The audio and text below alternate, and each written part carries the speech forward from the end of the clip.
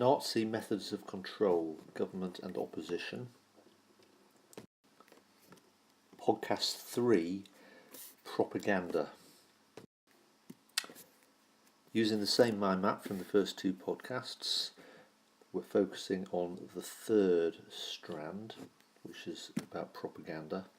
Just keeping an eye on the big picture. What we're doing here is we're answering a bigger question, which is, how did the Nazis control the German people? And if you were to get that type of question, that would be an essay question in the exam. And the 5 big strands that we have here would really form a paragraph each. So far we have looked at the cult of the Führer, how Hitler developed a cult about his own personality, which was a big factor in winning support, how other methods of control, in particular terror, was used, although not so much used against most Germans until later on. In the early years, terror was really only used against small groups such as communists and socialists. On the whole, particularly in the early years, many Germans supported Hitler because they wanted to support Hitler, because they genuinely believed in Hitler.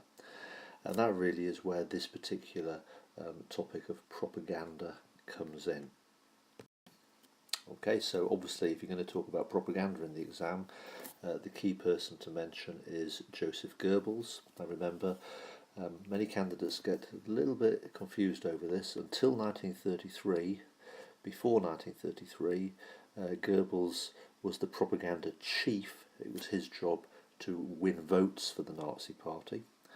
Obviously, Hitler became Chancellor in January 1933, and 2 months later, after the Reichstag Fire Decree and the Enabling Act, a dictatorship had been created, and Hitler didn't need votes anymore.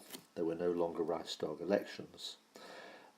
However, he still needed propaganda. Propaganda had a different purpose. It wasn't about persuading people to vote for the Nazis. It was about controlling their minds. It was about controlling the way in which people thought. What Hitler wanted was a united nation that would obey him because they wanted to obey him. Okay, that was the ideal. It wasn't about terrorising people into obey him. Much preferable would be that people genuinely believed in exactly what Hitler believed in. So it was about brainwashing. Although the word we use in history, rather than brainwash, is that key word, indoctrinate. So Goebbels' main role was to indoctrinate, was to take control over people's minds, to make them believe in the Nazis. How did he do this? Well, first of all, censorship. Any ideas that the Nazis did not like were banned. Many things the Nazis didn't like. I've given lots of examples in the previous podcasts. The Nazis believed in violence and war as a solution. They believed in ruthlessness as an important quality, and so therefore the Nazis despised the other side of the coin. They despised weakness. They despised pity. They thought people who showed pity for the weak were themselves being weak. So people who hated war, the Nazis despised those people because the Nazis believed war was a way of strengthening the nation. So we'll start with the book burnings. Okay, on the slideshow, the bit in blue there it is hyperlinked to a good website where you can read more about it. But basically, books that contained ideas that the Nazis did not agree with were banned. Very famously, for example, one of the great works of literature called All Quiet on the Western Front, a novel written in 1931 that was anti-war, it was against war, that was banned, along with 25,000 other books that were publicly burned in Germany in 1933. The most famous book burning day was on the 10th of May 1933, so it's worthwhile learning that date. It happened across Germany, wherever there were universities, in towns where there were universities, and it was actually the students. Remember, a lot of supporters of the Nazis were young people, shocking images of students burning books in public. Radio producers, playwrights, filmmakers, newspapers were given the script about what to publish. So the German people were denied access to ideas which did not agree with what the Nazis believed. There's a very famous picture of the book burnings. So you can see the young students all doing the Heil Hitler salute in front of piles of books that were burning on the 10th of May 1933. The radio was a major tool of the Nazis. Radio was new technology. It was very exciting technology in those days. Most people in most countries did not have radios. Hitler very quickly realised how powerful it could be. So he mass-produced radios so that all homes had radios. By 1939, about 70% of German homes had radios, and of course that was a way of getting Hitler's voice into every house. So Hitler used radio a lot to give speeches. A week ago, when we did about Hitler turning the chancellorship into a dictatorship, we saw how on the very first day of his chancellorship he used the radio with his famous speech, The Appeal to the German People. Other forms of propaganda that the Nazis had developed in the campaign to get votes in the late 1920s and early 1930s continued. So they continued to use posters. They continued to make films that were shown at the cinema. They used the theatre, all as ways of promoting Nazi ideas. Newspapers were taken over by the Nazis. There was no such thing really as a private newspaper that could publish their own view. I mean, in England today, newspapers are privately owned. They can challenge, they can disagree with the government. Not in Germany. Newspapers were controlled by the government, and all published Hitler's point of view. Any other point of view was not published.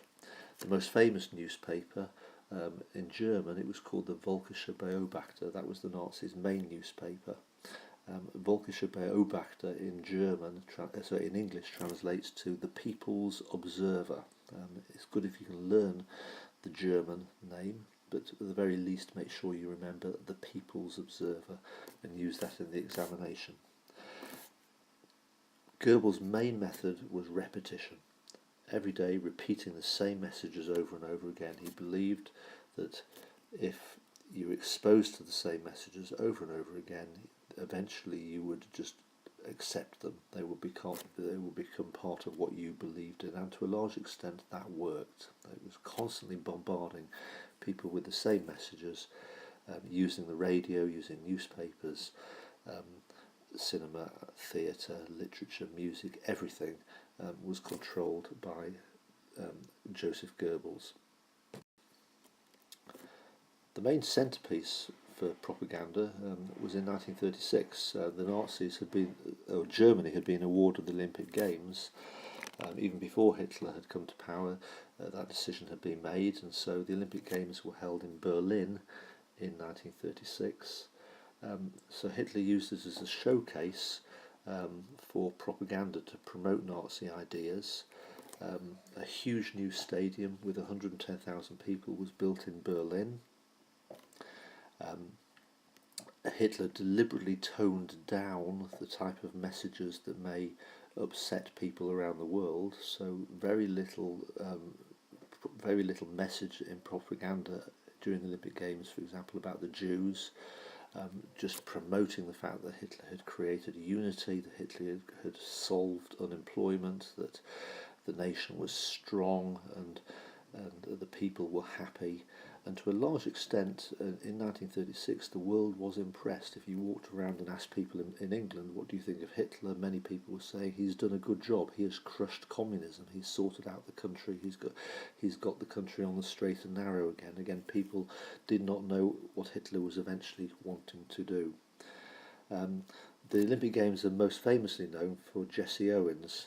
Hitler was very embarrassed by the fact that an American black athlete won 4 gold medals Germany did very well. They won 33 gold medals, but the 4 gold medals, including the 100-metre sprint, was won by what Hitler would regard as an Untermenschen, a subhuman. Hitler despised black people for their race. So, as before, a brief factual test. You can pause this podcast to test your knowledge, and the next slide contains the answers. So after you have paused, replay it and you will see the answers. That concludes this podcast, the third of a series of 6. I hope you found that useful. The next podcast will focus in on religion and opposition.